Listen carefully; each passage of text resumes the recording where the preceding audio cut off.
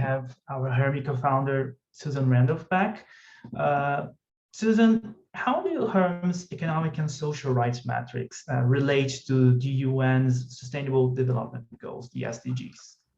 I guess I'd say in a nutshell that HRMI's economic and social rights metrics are an important complement to the SDGs, and actually vice versa.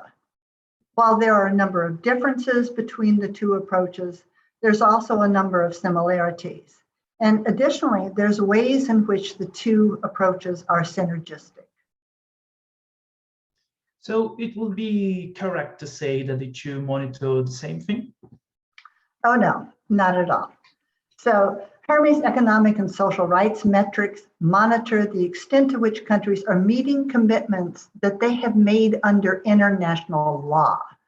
That is, HRMI's scores tell you the extent to which countries are meeting key legal obligations that they have taken on by ratifying particular international treaties.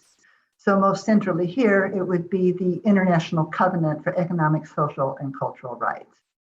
In contrast, while countries have committed to strive to meet the sustainable sustainable development goals, they're not really under any legal obligation to do so. So as its name implies, via the word goals, they're really aspirational in nature. They are not legal commitments. But having said that, there are strong connections between both human rights monitoring and tracking progress of the SDGs, right? Yes, that's correct, absolutely. And indeed, if you look at the 2030 Agenda for Sustainable Development, I can quote that it, quote, seeks to realize the human rights of all. So it's not really surprising that there is some overlap here. And in fact, we see that a number of the Sustainable Development Goals actually mirror the rights that HRMI takes a look at, the economic and social rights that HRMI measures. So for the right to education, it really mirrors Sustainable Development Goal 4, which is focused on ensuring quality education for all. For the right to health, that one pretty much encompasses Sustainable Development Goal number 3, which seeks to ensure healthy lives and promote well-being for all ages.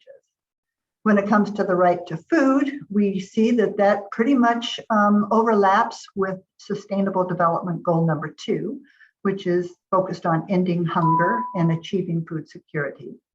And for the right to housing, we actually see that it includes elements of 2 different Sustainable Development Goals. Sustainable Development Goal number 6, which is looking at ensuring access to safe water and sanitation, and also Sustainable Development Goal number 11, which seeks to make cities and human settlements inclusive, safe, and resilient and sustainable. Finally, for the right to work, that one actually has elements of Sustainable Goal number 1, 8, and 10, and that it focuses on poverty. Those goals focus on poverty, on growth that provides productive employment, and on reducing inequality. Additionally, we could argue that since a lot of HRMI's data are disaggregated by sex, that we also provide information related to Sustainable Development Goal number 5, which is seeking to achieve gender equality and empower women and girls. In fact, many of the raw indicators that we actually use to construct HRMI's scores are the exact same indicators used to assess progress towards the SDG targets. So considering that HRMI's metric score cover issues that are addressed by the SDGs, why can't we use the country's progress on the SDGs to monitor exactly the compliance with, for example, the International Covenant on Economic, Cultural, and Social Rights? What do HRMI's metrics reveal that we cannot learn from just checking out the SDGs? Well, quite a few things, actually. The award-winning methodology, the SURF methodology, used in constructing HRMI's income-adjusted scores, brings something that's quite unique to the assessment process. So if you look at the benchmarks used to assess performance by the SDGs, we find that the benchmark is identical for all countries. So consider SDG target number 2.1. which says by 2030, end hunger and ensure access by all people to safe, nutritious, and sufficient food all year round. So one of the SDG indicators used to track progress towards this goal is the prevalence of moderate or severe food insecurity in the population. And the SDGs benchmark all countries, that is, look at their progress relative to the goal of 100% of people being food secure. And indeed, we could say Hermes scores that use the global best benchmark do something similar. However, that's not the only benchmark that Hermes uses. As has been noted, we use something called the income adjusted scores. So what's the rationale behind that? Everyone knows that it's easier for a rich country to make sure all people have enough to eat to grow healthy, and than it is for a lower middle income country. So if we simply assess each country against the same benchmark, it doesn't hold them equally to account. And the International Covenant for Economic, Social, and Cultural Rights really acknowledges this. While it obligates all countries to ensure that the rights in the covenant are eventually enjoyed by all people, countries' ultimate obligations, this is the country's ultimate obligation, we monitor using our global best scores. The covenant also recognizes that not all countries currently have the resources to do so. As such, if you look at Article 2.1 of the covenant, we find that what countries are obligated to do is to use the maximum of their available resources to progressively ensure all enjoy the rights in the covenant. So thus, Hermes assesses all countries' performance relative to a benchmark, the benchmark we've been talking about called the income adjusted benchmark, that takes into account each country's level of development. So Hermes income adjusted economic and social rights scores reveal the extent to which each country is using the maximum of its available resources to achieve the right concerned. And tracked over time, Hermes income adjusted scores reveal the extent to which countries are progressively realizing the rights concerned as required by the treaty. But don't the SDGs also recognize how poor countries have those resource constraints? For example, SDG 17 requires that wealthy countries help poor countries to reach those goals as well. Yes, that's true.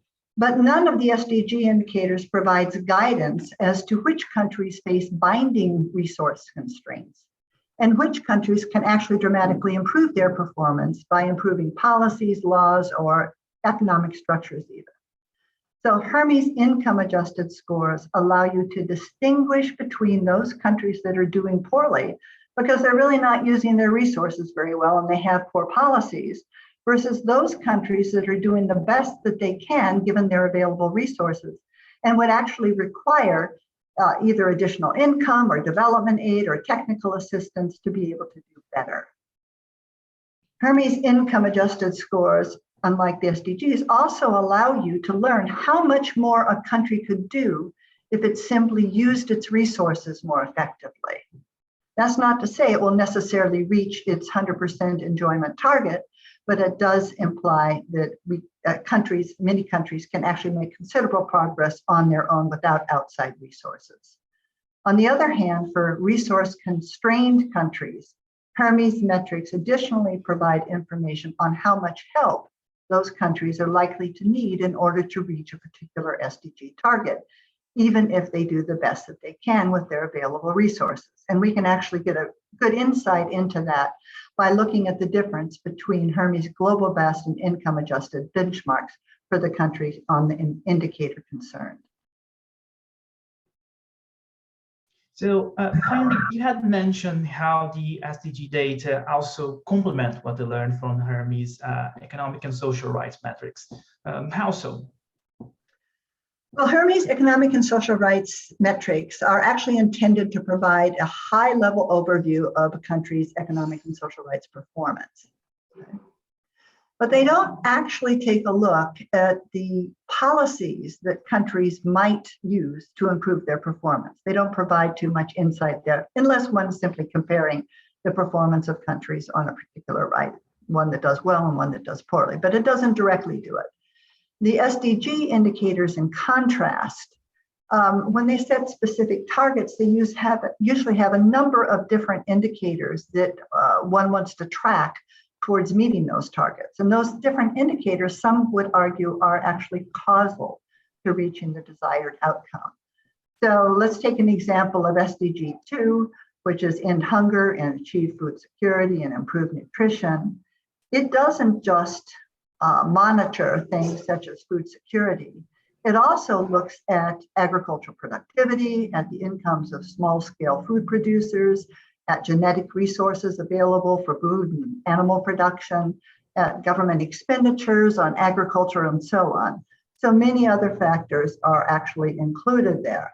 So thus, a country that gets a low score on HRMI's income-adjusted measures can actually gain some insights into the policies that might help them do better by looking at their performance on these alternative causal indicators that also affect, for example, nutrition.